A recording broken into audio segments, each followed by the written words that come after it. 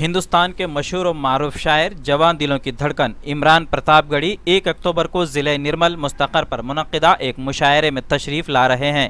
اس بات کی توثیق عمران پرتاپ گڑھی نے اپنے فیس بک اکاؤنٹ پر کی اور نرمل کے عوام کے نام ایک ویڈیو بھی جاری کیا جو سوشل میڈیا پر گشت کر رہا ہے۔ مشاعرہ 1 اکتوبر کی شام 7 بجے نرمل گورنمنٹ جونیئر کالج گراؤنڈ پر ہوگا۔ السلام علیکم، نرمل کے تمام دوستوں کو میرا پیار بھرا سلام۔ انشاءاللہ 1 اکتوبر کی شام آ رہا ہوں آپ کے شہر۔